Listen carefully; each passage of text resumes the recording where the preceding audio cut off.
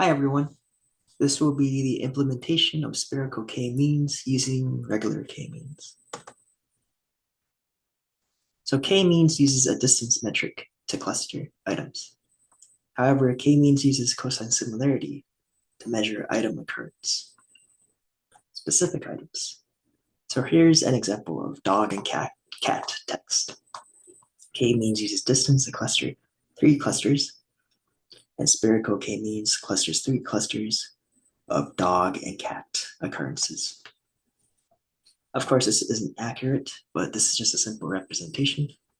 If it was accurate, it would include all representations of dog, including here to here. That'd be 1 cluster. And then all representations of cat from here to here to here.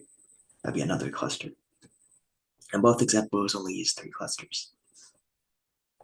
An image quantization, basically using fewer colors than normal, distinctly colored objects will be clustered. So if you have an image of a clown, the clown would be clearly clustered. So you only make 2 changes for the K-means code, the distance metric and recalculating the centroids. And both of these metrics, both of these steps show up in the wiki pseudocode. So distance method occurs several times, which is very important. And recalculating centroids as the mean occurs once here. And the link for the slides will be in the description. It will be a website. It says not secure, but that's because of the URL. And the document for K-means will also be in the description. So let's go over the changes, pseudocode. So the distance metric is between 2 points, vector 1 and vector 2. We calculate the magnitude of vector 1 and vector 2, taking the squared indices of vector 1 as a sum, and then square rooting that sum.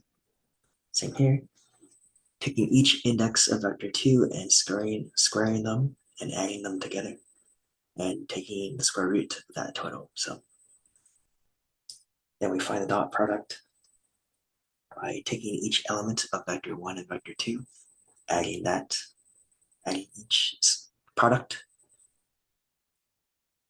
and then we find cosine similarity, which is the dot product divided by the magnitudes of both vector 1 and vector 2. And cosine similarity is just the angle between the 2 vectors. The inverse is the distance, 1 minus the cosine similarity. It's the distance outside of the angle. And of course, we want to find the distance. Then we recalculate the centroids using the same logic as before, basically calculating the magnitude, squaring each element in the new centroid vector, square rooting it. Then we normalize each element by dividing by the magnitude of each element.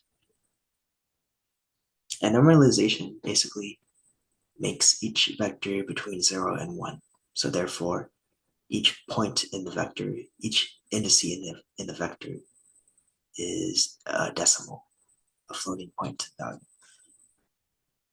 So if we're using it for image quantization, which only accepts values between 0 to 255, integer values, upper bound will be 255, lower bound will be 0. And we want to scale the normalization. So we multiply by the upper bound, pretty much. If you have a specific lower bound, you subtract the upper bound, and then you shift the value, the indice, by the lower bound.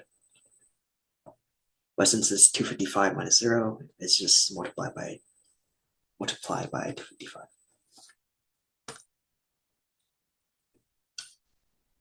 So here's an example.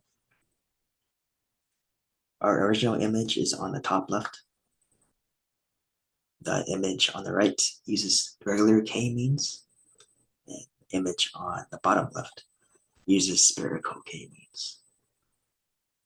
And you can see that spherical K-means obviously captures the distinctly colored cluster here and here and here. But K-means captures the shadow because it captures the distance of the original image. So I hope this video was pretty clear cut. Again, there's only two differences to the code, the distance metric and the recalculating the centroids. Basically, for both, you just normalize the vectors.